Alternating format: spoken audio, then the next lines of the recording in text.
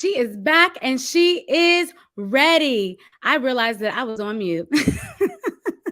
Hello, everybody. Hello, hello, hello. I'm so excited to see you all today. And I have my guest with me today, none other than Tammy Vincent. Give it up, give it up. Come on in the chat. I need you all to comment, say hello to my guest today. You remember her from before. If you hear my dog, he wants to join. So I have to keep muting every time he decides to, use his voice. He likes to advocate for himself too. So but I am so excited to have Tammy here with us. And she is already on our wall. She should be already, she's added to our wall of brilliance. We're so excited that we have her again. And we are going to continually connect and work with Tammy because she has such a powerful message. She is a coach and she is a speaker. She is the owner, a business owner and of Teens Thriving Now. She specializes in children of alcoholics and dysfunctional family. And you guys can see where her Facebook pages are. I just want to tell you right up front where you can go and connect with her. And we'll also remind you at the end. So Tammy, come on in and say hello to the people. Hello, everybody. How are you doing? Hi, Queen. It's so good to see you again. It's so good to see you. Oh my gosh, I'm so excited. Tammy and I, we have been going through a journey together to really get on this mission to shift the way we do education. And Tammy, talk to us a little bit about the fact that you were an educator and you are an educator, but you were an educator in the traditional sense in the classroom. Talk to us a little bit about that and tell us where you're from. For those of you who don't know. I did most of my teaching in New Jersey, and I taught in the public schools, and then I taught for Head Start, which, if you all know, Head Start is just the cutest little bunch of kids you will ever teach. And I absolutely loved it. I moved out to Ohio, so things took me kind of in a different direction.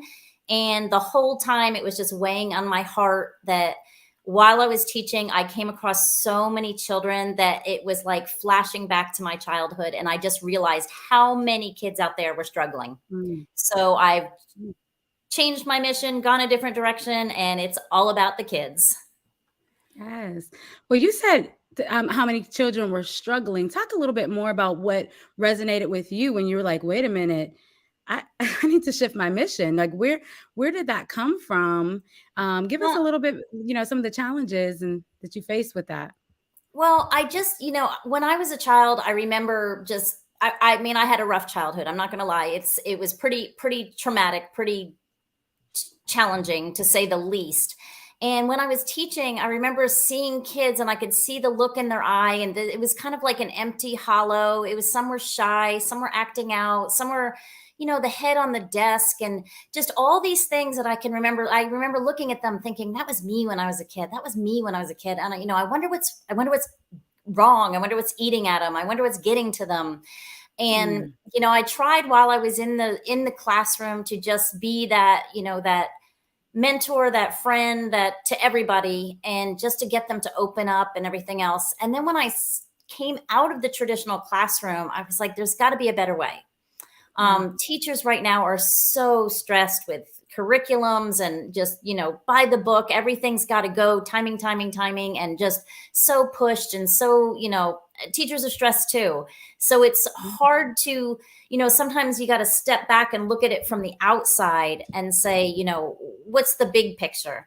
And to me, the big picture is, you still got to love these kids. You have to reach them somehow. You have to make a connection, or you're not going to reach them. You're not going to be able to teach them if you can't reach them. So, exactly. I had my first book, and remember, Queen, you were kind enough to bring me on here. We talked about my first book, which was actually directed right at the teens. So it was called Surviving Alcoholic Parents, and it was a teen's ABC guide to thriving in a world of chaos. So that was basic. Yeah, it was a reference. So it was, A to Z. Every word meant something, and it meant something that hopefully would resonate with them. It could have been about empathy or blackouts or joy and gratitude and all those things that you wanted to teach, but it was directed at the teens. Right. And then I got thinking, how can I reach more? How can I talk to more people and get this into more classrooms? Just the whole concept of, these kids are struggling. These kids need a little more. They need a little more compassion, a little more understanding. And, like I said, no fault of teachers. I'm not ever saying that. But sometimes you forget. And I did too when I was teaching. You're so Brittle. busy trying to teach that it sometimes it slips your mind to say, okay, that kid needs a little extra. So instead of, when the quiet kid, does this with his hand and the super smart kid jumps in, it's very hard to remember to say, hey, wait a minute, he has a question, he has, an answer. Let's take our time and let's slow down and let's help. So I wrote the second book. And I know that's when you said you were like, as soon as you write that second book, you're coming back on. I'm telling you. And I did, because I told you I would. The second one is an educator's guide. So it's called Helping Children of Alcoholics and Other At-Risk Students. And it's an educator's guide to empowering and identifying the disconnected youth in the classroom. So it's been a journey. It's fun, but I'm loving what it stands for and what it says. But we're happy you're back. And I honestly, I'm so glad you talked about the last book and like how many more people can I reach? And I think that's really the goal. It's one of the reasons why we have this platform, so that we can reach as many people as we can that are educators, and even non-traditional educators inside and outside the classroom. We want to make sure that our children are well, but we also want to make sure that the teachers, the educators have the tools to help our most disengaged students as well, all of our students. Talk to us a little bit about what you would say to a teacher, because I think that we struggle as teachers to kind of get everybody on it. Like, we don't know who's dealing with what. Right. And if you're out there and if you're just joining, we're with Tammy Vincent. She is back and she's had some great tips for the teachers and educators, especially as we go into this new school year. So talk to us a little bit, Tammy, about some tips that you can give us to recognize the signs, or even some things that we can do inside of the classroom to shift that environment, so that students who might be struggling just like you were struggling are able to thrive. Well, first, I think that I call it educating the educators, because if you've never lived a life of complete dysfunction and chaos, you don't know. You don't know what you don't know. So looking for some signs, and there are very, the signs are on all spectrums. So you could have a child that is shy and withdrawn and, introverted, and you might have a child that is acting out and angry. So it's really, I think we were talking about this last time, where I was saying it's not so much identifying individually that child, it's really trying to empower all of them. So it's really about knowing what the children that are coming from this kind of dysfunction, what it's done to them. And so what needs to happen going forward.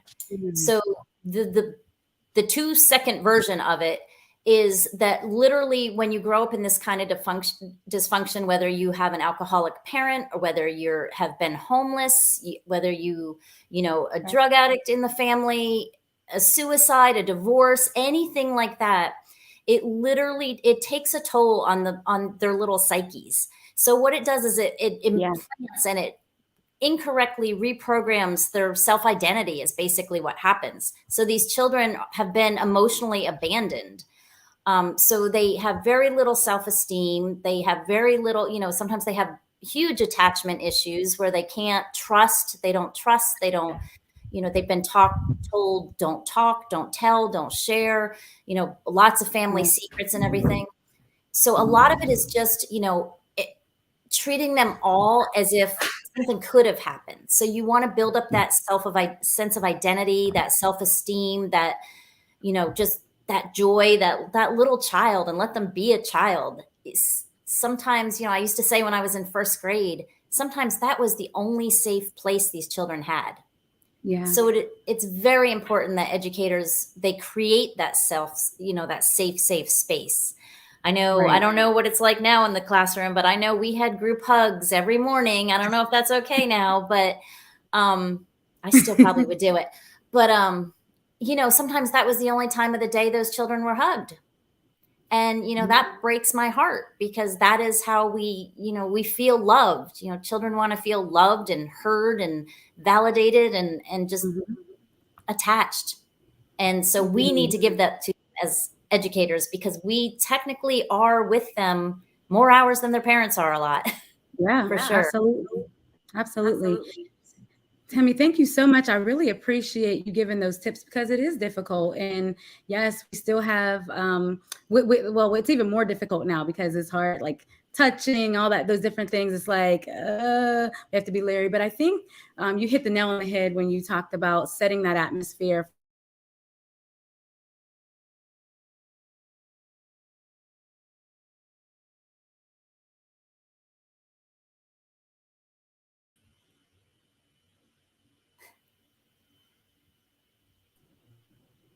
Oh, you froze for a second. Okay.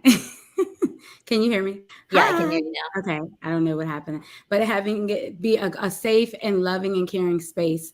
And in your books, helping children of alcoholics and other at-risk students, you talked a little bit about, as educators, we, it's not necessarily our fault, and it's not for us to find and know everything about everyone all the time, but we can still support, we can still help.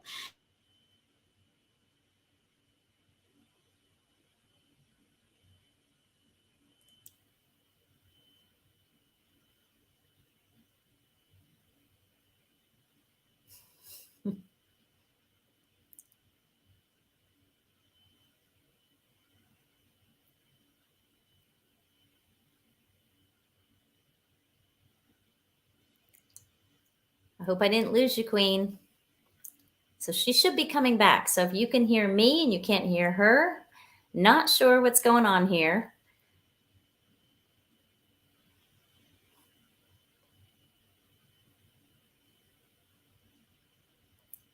I think we lost her. So I will just continue while she's gone. I want to tell you about something super, super fun until she comes back. I want to tell you about a summit that we are involved in that a very dear friend of mine has invited me to speak at. And it's about recovery and mindfulness and yoga and all those fun things that we really, really need in our worlds right now. So remind me if Queen comes back to tell you about it, but it's called the Family Recovery Summit, and you guys will absolutely love it. So I'm waiting to see if she comes back here.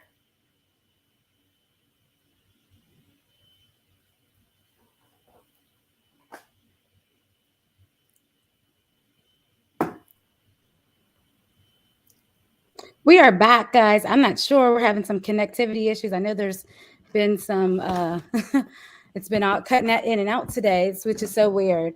But we're going to carry on any old way. Tammy, are you with me? Can I hear you? Yes, I'm with you. I was telling them about the summit. So. Oh, good. Perfect. Thank you for carrying on. I don't know what's happening with all of a sudden with my internet when it was working well all day, but it's okay. So yeah, say a little bit more about your summit and how you're helping people now. Just carry on. Okay, no, you're good. So the summit I was talking about, and I will put it in the chat so Queen can share the link, but it is such an amazing group of speakers. There's 30 speakers. It goes on for a week long, and it talks about so much stuff that can also be incorporated into the classroom, because it's a family recovery, but it's really to aid anybody that has had any kind of issues with any kind of addiction in the family. So it's both sides.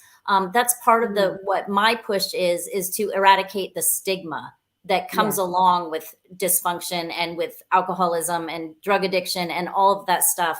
And it's to teach children and educators that aren't involved in it that there is no shame in it. It is a disease, and people they deserve the support. They shouldn't be embarrassed. They shouldn't be ashamed. Children should feel free to go and seek help if they're being neglected, or, if there are issues that, threaten their safety at home and everything else. So the summit really grabs from all over the place. But like I said, it's going to be amazing. A very dear friend of mine is running it.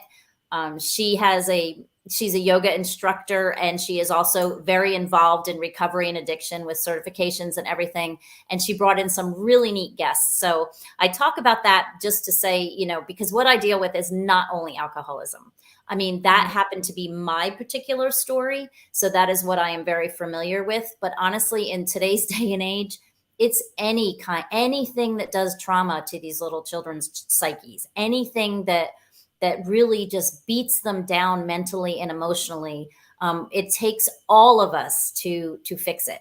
So I will drop the chat. Let me see if it's still going to drop in there. Yes, and while you're doing that, and just in case I dropped go it out, again. I'm not sure. Can you all hear me? Just in case I go out again, we're just gonna let Tammy run the show, honey, because she knows she's gonna handle If you go away, I'll just keep talking. I waited for about a minute and a half, and I was like, man, I don't think she's coming back. Yes, I'm here, and I just wanted to say thank you to our guests. We had some comments in the chat, and they were saying congratulations on your new book. We also had, someone said they loved your mission, so thank you all. And if you are joining, welcome to our show. This particular quarter, we are talking about families, schools, and community educators. And I immediately thought this would be an amazing time for Tammy to come on and really share her mission. And so I am going to drop this link in the chat right now for you guys. That way you can get right on board.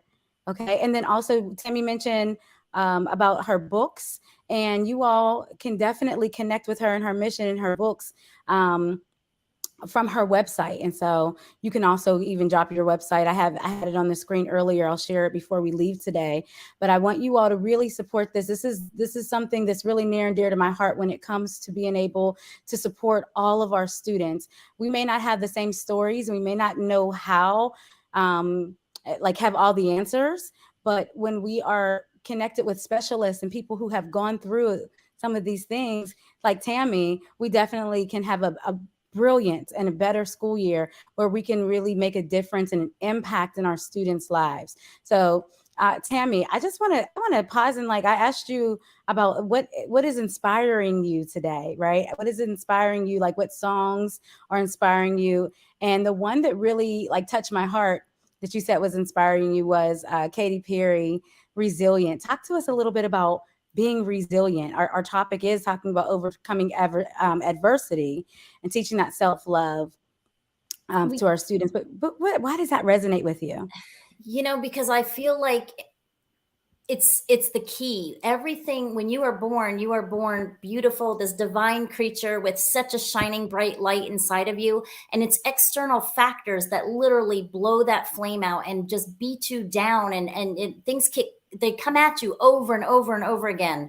When you're little, you don't have the capacity to rationalize what's happening. So everything is your fault. Everything makes you bad. Everything you hear becomes your reality. And what I want the mission and the message to be is that you still have that light burning inside of you, and you might not get the external motivation and the external the praise and the worship and the loving that you need, but you have it inside your heart.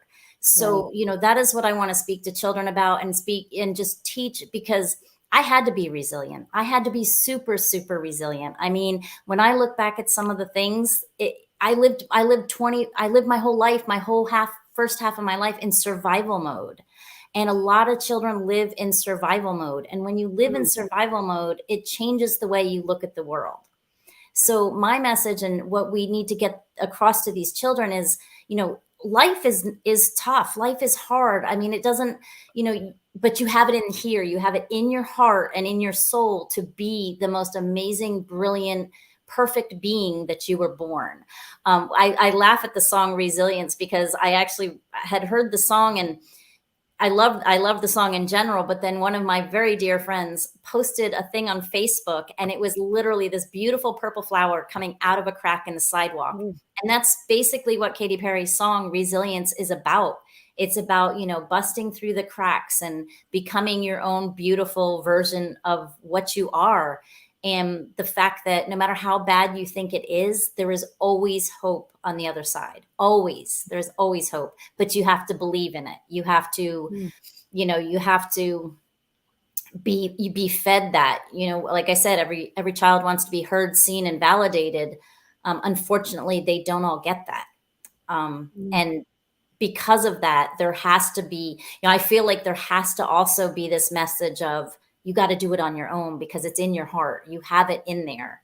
And if you're not given it, we talked about educators, and boy, what I would have done to have that one of my 50 educators throughout my high school, middle school, everything really grab me and go, what is going on, Tammy? Like, what is happening?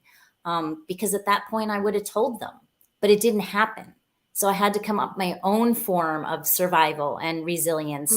And, at the end of the day, when some certain, trauma is trauma, whether it's a big T or a little t trauma, it's still trauma. And it's sometimes still very hard to get over, but we all have it in us. We just really sometimes have to fight our way out of the darkness ourselves, unfortunately. Tammy, I appreciate that. Like, that really touches my heart. And you said it, trauma is trauma. And we don't know what trauma people are faced with. And all of us may have some sort of trauma. And so it's super powerful, your story. And, I asked this question to all my guests in the preparation, the pre-show, was there an educator that impacted your life? And, I heard you say, I didn't really have an educator, but I'm so glad that we do have family and community educators, that sometimes when you may not have a teacher that you might have a family member. Talk to us about someone in your family you encountered that might have given you that love, unconditional love and hope that you speak of. And, the closest I had, and she loved me dearly with all her heart, was my grandmother. Mm-hmm. So she was pretty much my mother, I would say. She treated me like my mother. And I don't have many regrets in my life, but the one I do is not telling her what was going on, because I feel like, that was what literally turned my whole world around, was when I did realize that I didn't understand unconditional love. Yeah. And I feel like everybody deserves to experience unconditional love. Absolutely. And I feel like my grandmother for sure would have given it to me, but I didn't share.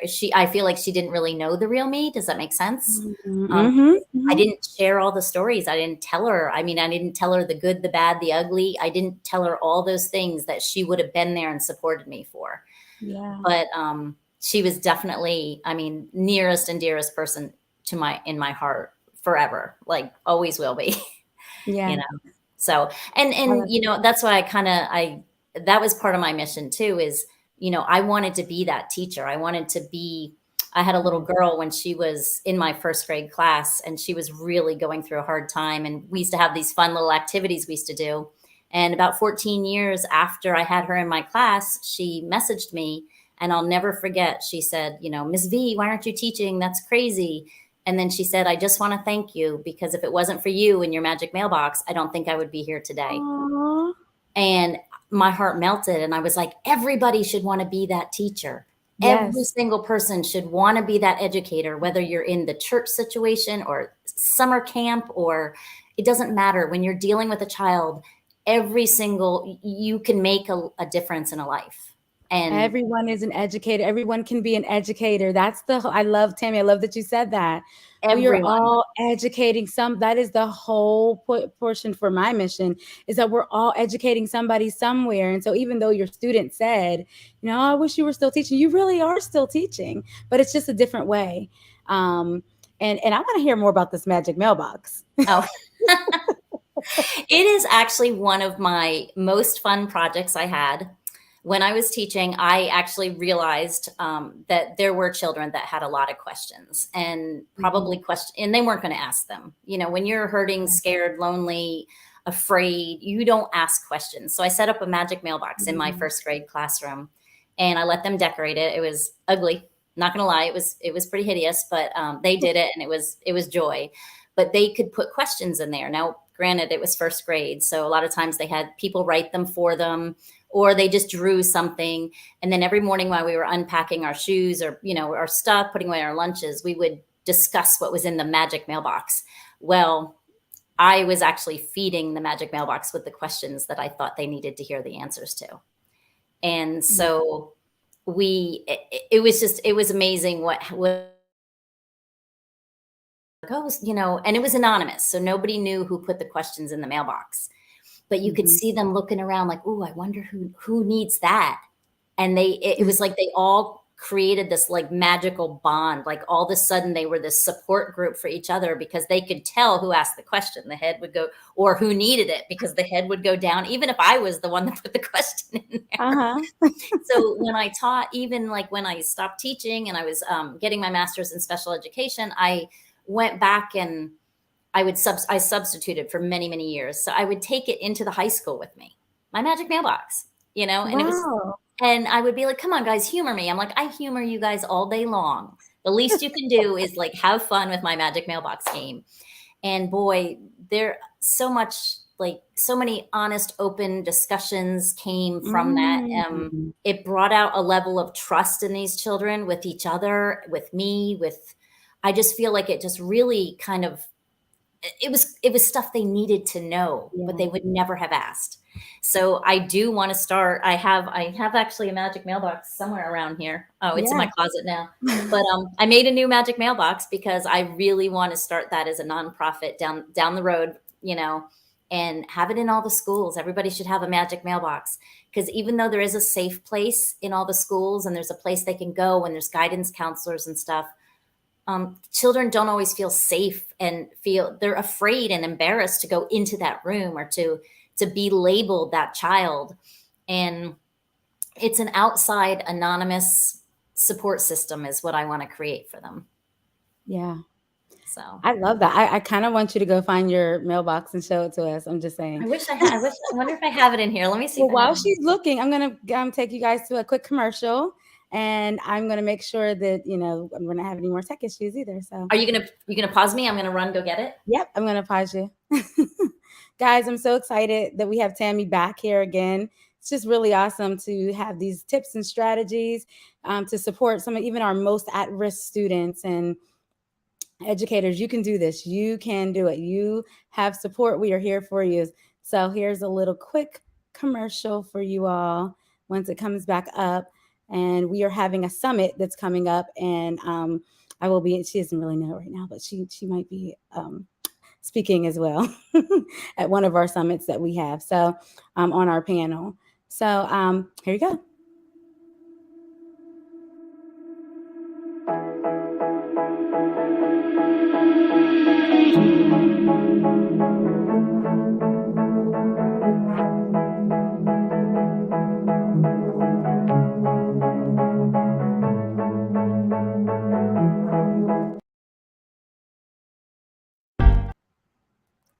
We're back in 30 seconds.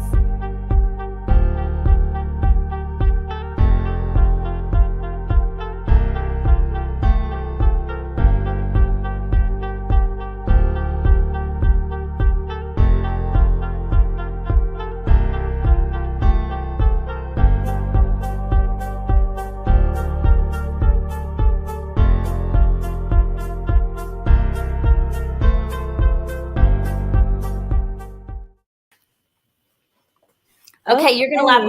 My husband's looking for it because when my daughter was here, but I'm like sitting here, I'm like, oh my gosh, I can't find it, but he's looking for it. So you know, what I appreciate though, Tam, the fact that you did that with the older students and you push them to push themselves to do it, not like, okay, just humor me, and the wonderful like results that came from that. A lot of times it's really hard for us to reach some of our our older students, especially the ones that might be the most disconnected, and we might shy away from things. We're like, oh, that's too babyish, or but if you know it's going to support them, you know it's going to help them, you know, plan accordingly. And I think that sometimes our students, they're these little babies, and then they get to be in these bigger bodies, and they have all these attitudes, and they're dealing with all of their pain and challenges and body changing in really strange ways, because we remember we were there and we're looking at them like, what in the world is wrong? And so we're thinking like, okay, we're just gonna let you be. But sometimes they say they want to be left alone, but they really don't. They don't. No. And that's what I found. That's why, you know, some of the conversations we had were open and honest, and they just were what they were. But, you know, my husband's still looking for my magic mailbox. Oh, it's okay. Tell him, no, it's okay. Isn't that funny? I mean, he's like, how do you lose a mailbox? It's literally like a real mailbox, like that is outside in your yard. But no, it's definitely, it was a fun project, and I will continue to do it. I don't know how you lose it in the house, as our house isn't that big. But Well, I want to take a few comments too. Janet says, as a parent coach, that would be a great stage presentation. I might have a great stage presentation. And then she said, we are all teachers and leaders. And we really are. So these tips and us being able to come together and collaborate is so important. We also want to make sure that we get our children's voice. So that's why I was saying, like, this, even with this whole pandemic that we've come through and gone through, because like learning is just different. Our children are different. They need some different things. And so we've got to help as a community create winning environments, winning classrooms, spaces that are safe. Because I believe whenever we win with our children when they feel safe. absolutely. We really do. What do you think Absolutely. about that in your work with teens and your work with students? I mean, I agree 100% because, again, when you're dealing with any kind of trauma and you don't feel safe, you are so hyper vigilant and just so prepared for catastrophe to come at you from every single direction that you can't focus on anything else. Yeah. You can't, you just can't learn because you're so on edge and your nervous system is so aroused that you're not learning. You're not comprehending. You're not thriving. You're not connecting. You're just not doing any of it because you're literally, it's almost like being outside of your body. You're just going through the motions. So to feel safe in a classroom is an amazing thing, thing. And as we're starting this new school year, I know that it's super important that it's, that we connect with the students and not just with the fact that they might be way behind. Like that's a huge thing right now. And I get it. And students will be more apt to, do things that are higher or harder or higher level thinking when they feel safe, when they feel heard, they're going to do better. Like our students can do it. You'll see them grow leaps and bounds. And so it's super important that we communicate to our children that, hey, these are the expectations, but you're number one. Your needs are number one. Absolutely. And absolutely. Children and just engage them. Like you said, just making them, he found my magic mailbox. Yay! So that's it. Yay! It says, love it. Ask me anything. Okay, let me spotlight you real quick on here. Look at that. And so children are feeling heard. So you did this with what grade? Well, this is actually a redo from the one that I did this with originally in first grade, because I literally let them decorate it with glitter and glue and paint and bubbles and buttons. And I wish I had saved it, the original one, but then I redid this one with just, sayings like, you are stronger than you think, and just motivational sayings and just things that, when I finally get into a situation where they'll actually put them in there. Now, it's 2023, so I'm assuming it's going to be a virtual magic mailbox, but they get the idea. Mm-hmm. So no, I appreciate that. And I'm hoping you all can take away those tips, a few things that Tammy and I talked about before to take action. There were 3 main tips that we wanted to highlight. And Tammy, you can speak to those before we move on and kind of close out a little bit. But awareness, acceptance, and taking action are the 3 main things that I heard you say, Tammy. And yes, the last time we spoke, I told a little bit more about my story and kind of the 3 steps that it took me to get to actually taking action. Yeah. And I'll just, again, give a thumbnail spot of those. But when I was 7, I was very aware that something was acutely wrong. When my mother, I told you the story about my mother literally dropped her pants in front of 150 or 250 people because she got stung by a bee, and she had been drinking. So it was like foul language, big mouth, just obnoxious, embarrassing, and everything else. And it was never spoken about in our house. There was never a, are you okay? Or did that embarrass you or anything? But that was first grade. And so first grade, second grade, third grade, I didn't look anybody in the face. I wouldn't go to the grocery store. I wouldn't go to a baseball game. I wouldn't go to a birthday party, just because of shame. And at 7 years old, to have that amount of shame, that was where I had the awareness stage. And then the acceptance stage was when I was 16, living with my mother in Massachusetts. They had separated, and I was now living with her, and went through a very, very, very rough time. She was being very inappropriate with, she was a drug addict at the time and was letting me pay her debts for her drugs. I don't want to get too much, but you can read between the lines on that one. And that I packed my bags, and that's where I hit the acceptance stage. Like, this is not right. I got to do something. Alcohol and drugs is destroying my life. But it wasn't until I was 26 and pregnant with my first child that I realized I had no idea what unconditional love was, that it was time to take action, because I knew I had to be there for my children, and I had to fix the issues. And I mean, not that it was broken, but I mean, there was a lot of underlying issues that I had to deal with. So you do have to, at any one stage, for people, a lot of people out there listening right now probably went through horrific childhood trauma. And some people are in the awareness stage or the acceptance stage, but until you get into the action stage, there's not healing going on. So that's what we were talking about there. So. Yeah. And I wanted to highlight that only because when we talk about children's voice being heard, imagine how much earlier we can catch things when we are educators in the classroom and we see something that's not right or something that might be going on. There's protocol, but we do have to speak up, because we have to speak up, or we have to find help, or talk to your guidance counselors and think about the appropriate ways to support. But, sometimes we think when children are kind of checked out that they don't care, and they just don't. And that may not always be the case. They might be going through stages of trying to process, especially knowing that our children, their brains don't develop until like fully develop until 19, 18? Or 26 even. 26, for boys. yeah. That's why the insurance is so expensive for boys. It's really important. And then when we think about being culturally responsive as well, we think about even further, like our trauma that happens even with some of our students that are, Black and brown students who struggle too. So think about the layers of things that children are dealing with. Think about Tammy in that classroom. Yeah. I mean, there's just so many complexities, and it's just so, and parents are busy now. There's no blame anywhere. That's what I said. There's no stigma. There shouldn't be any shame or blame or some stigma behind this. We just need to all understand that kids are struggling for whatever reason. It doesn't even matter why. But I mean, parents, sometimes it's not their fault they work 18 hours a day. That's right. I mean, life has thrown curveballs at the adults, and sometimes they're emotionally and not there, and it's not by their choice. Right, so right. For those 8 hours that we have them in the classroom, to be able to give all you got to nurturing that side of it is just, to me, so important.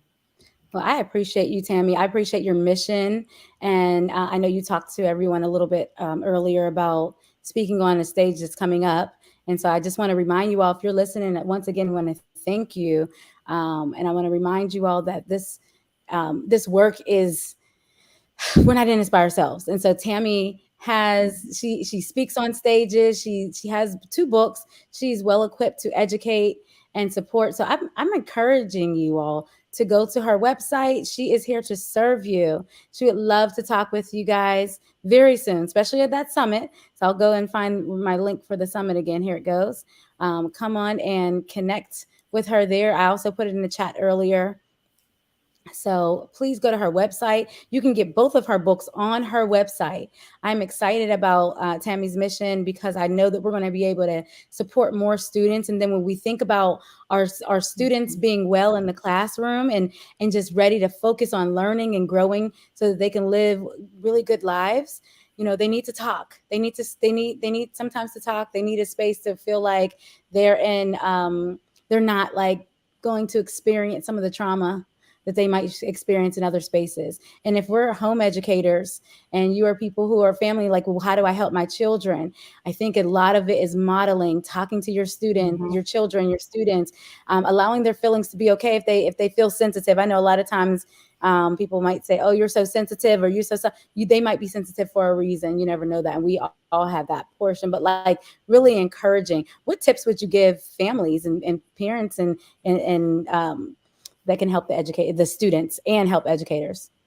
For parents, I mean, I always say, parents, give yourself some grace because you are doing the best that you can. You know what I mean? It is hard right now, but you had a Yeah. very good point when you say the modeling.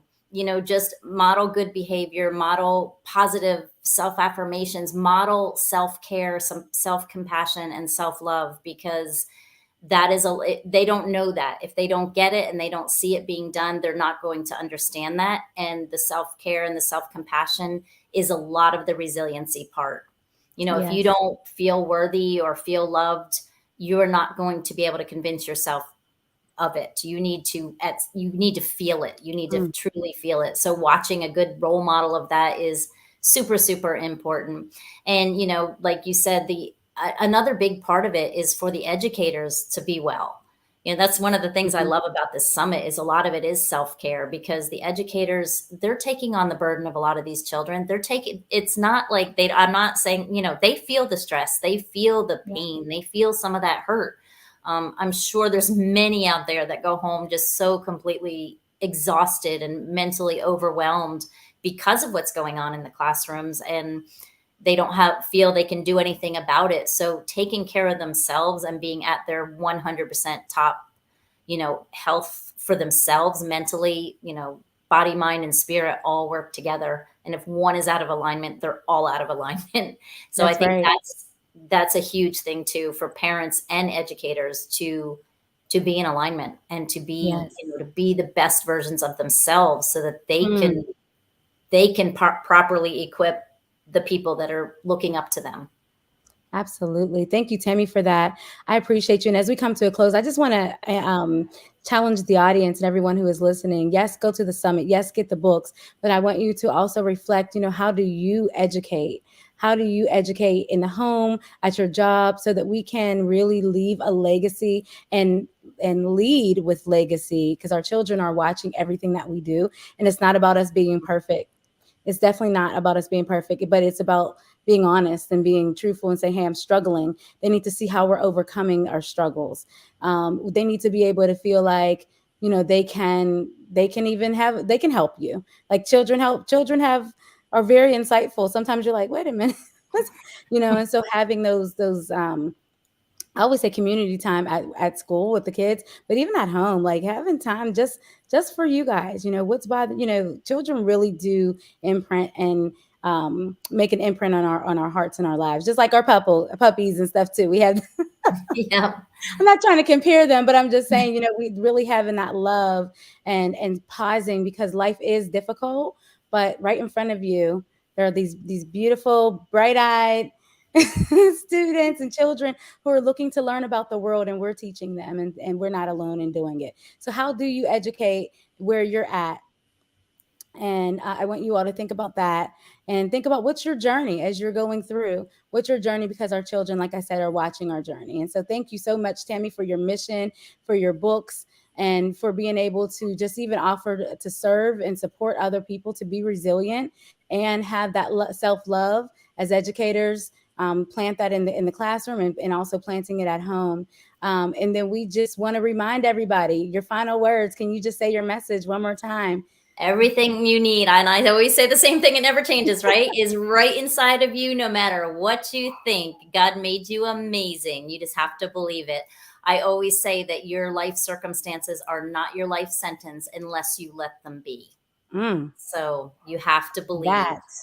Say that one more time. I said That's a your good. life circumstances are not your life sentences unless you let them be. Mm, mm, mm. So, Thank you so much, Tammy. We really, really appreciate you, your mailbox. well, I appreciate you having me. Sue, I'm excited. You've had me back twice now, and I absolutely love it. I love your mission, Queen. Just Thank your you. educators that I watch on your podcast and everything are absolutely amazing. Thank you so much. And this song, we got guys, we're gonna go out on this song a little bit. We can't really play because they'll cut us off. But the words, it says, I know there's gotta be rain if I want the rainbows. I'm really like vibing with the song that Tammy shared with us. I want the rainbow, if I want rainbows. And I know the higher I climb, the harder the wind blows. Yeah, I've gone to sleep night after night, punching a pillow. But do you know the darker the night, the brighter the stars glow. And then it says in the chorus, and this is where we want to end, because I am resilient, a full flower moment. Won't let the concrete hold me back. Oh no, I am resilient, born to be brilliant.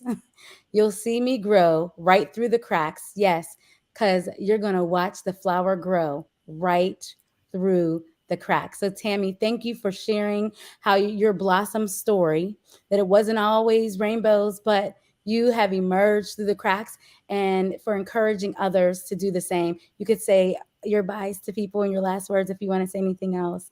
We appreciate you. No, I appreciate you all taking your time to be here, actually. And no, I think, Queen, you said it brilliantly. Good luck with everybody. Good luck to everybody. Thank you, guys. Thank you all for coming. Thank you for joining us on another Monday. Thank you for bearing with us through some of the connectivity today. I'm not sure what's happening, but guess what?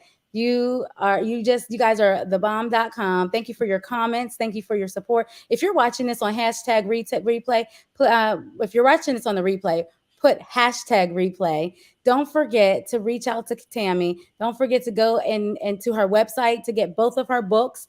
And if you are an educator in a school and you want to bring Tammy in, guys, bring her in. If you want to bring me in, bring me in. We are here to support you. I support school improvement. I support winning classrooms and bring everybody together so that we are like powering through our goals and helping children thrive, teachers thrive, and our whole system shift into the way it needs to be. And Tammy will come in there and she will even not only coach you, but she not only speak to you, but she also coach you and then offer you support and feedback that comes straight from her book. And so, guys, please support my girl Tammy. She is here for you. Don't forget about that summit.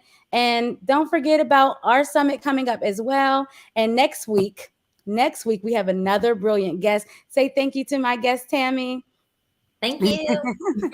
We have another brilliant Monday. We have a principal coming next week, and we're super excited about him coming as well. And so we have all of these educators to remind you that we are here for you. We are all in this together. We are making sure that you and your children, your school, your community is thriving in ways that, we weren't before. And so we are here for you.